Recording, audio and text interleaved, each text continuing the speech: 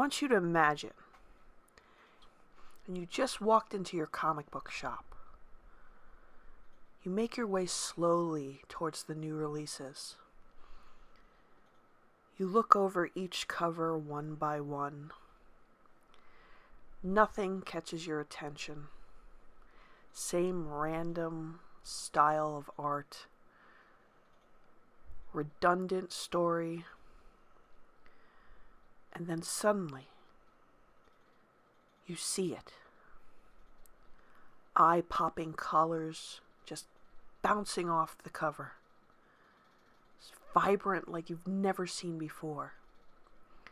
Characters that look so badass, you can't help but stare at them. Your mouth drops in awe. You make your way towards it, gently taking it off the shelf and just admiring its beauty.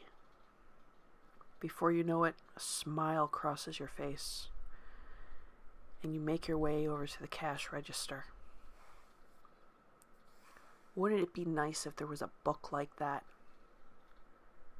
Well, there is, and it's called Starblades.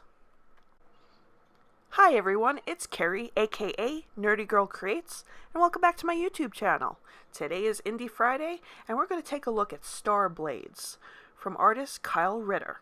Now, some of you might recognize that name, because Kyle Ritter is pretty famous for working on Ethan Van Sciver's Cyberfrog series, and it just so happens that Ethan Van Sciver's company, all caps, published Starblades. Now, the story itself focuses on an alternative world from thousands of years ago, when an asteroid collided with Earth, killing most of life. Those who survived rebuilt with swords and sorcery, thanks to the Star Metal.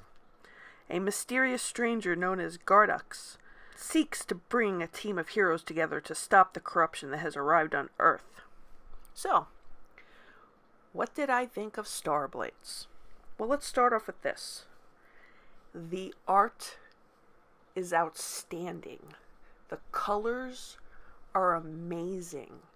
I don't think I've ever seen anything this vibrant. I feel like it could just almost come off the page, almost 3D. It's so beautiful to look at. There should be posters and oh man, it's just so beautiful. I mean,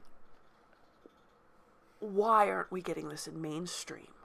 Seriously, why aren't we getting this in mainstream? It's just, the whole thing is just beautiful to look at. I also love the texture of the book. It doesn't feel flimsy. It doesn't feel cheap. The paper is high quality. It's just, a lot of thought was putting into the visual appeal of this book.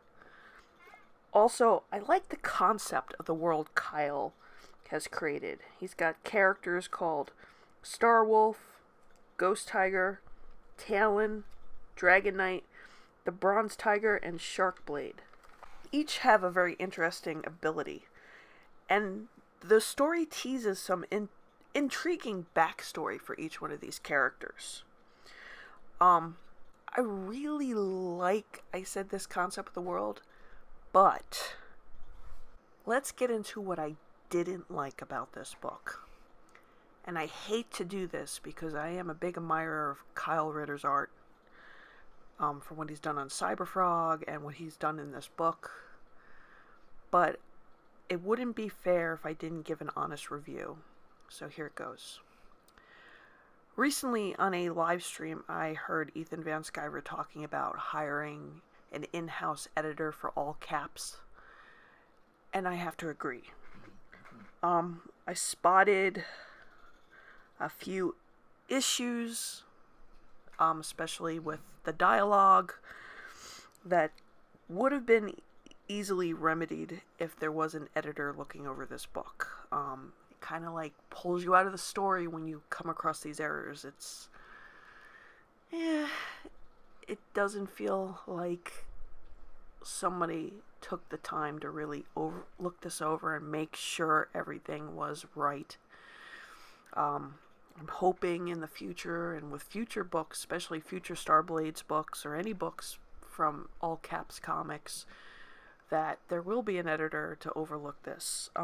The other thing is the book is a pretty decent size. I believe it's like 90 pages, which is great. The downside is I think a lot of those pages are just additional content, and it's not really all devoted to the story. So I think you probably get as much story as you would in a standard comic issue. Maybe a little more. Don't get me wrong, the additional content is beautiful because it's mostly Kyle's artwork and it's just amazing to look at. But it would have been nice if we could have just gotten a little more story, even like, I don't know, a prequel or something. It would have been far more interesting. Now, speaking of the story, I wouldn't call the story bad, but I wouldn't call it spectacular either. It was, in my opinion, average. I also felt that some of the villains that were introduced to this were a bit too familiar. Like, one of them really reminded me a lot of Darkseid. It didn't seem very unique. I would have liked to see more chances taking on their design, so they didn't look too familiar. The other thing was the interaction between the characters seemed very stiff.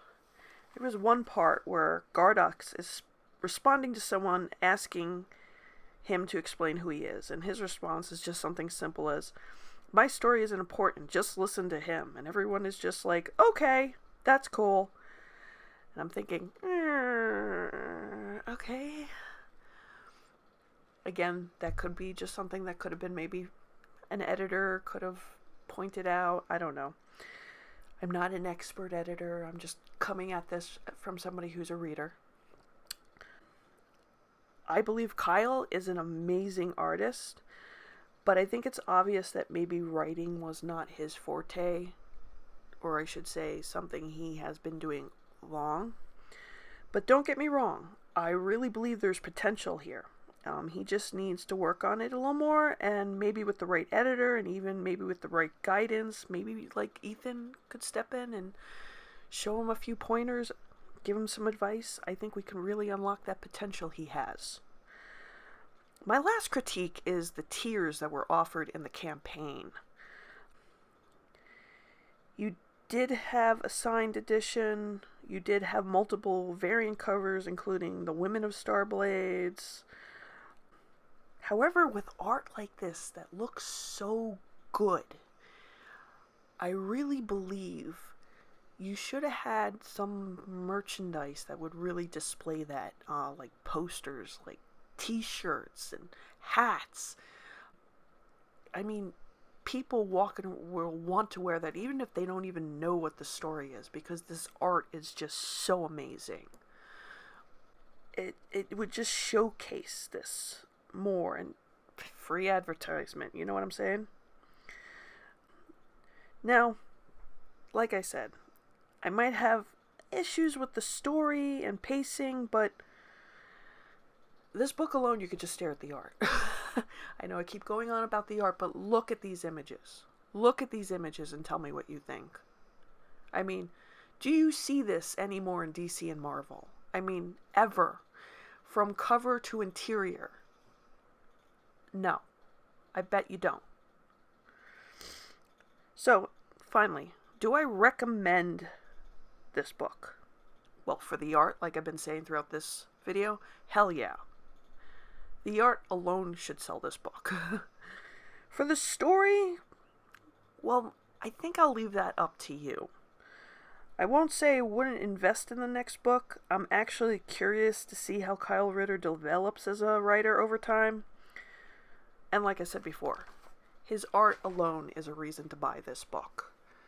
So, tell me down in the comment section, do you agree? Do you disagree? What are your thoughts? Don't forget to like, share, and subscribe. And I will see you all on the next video. Bye.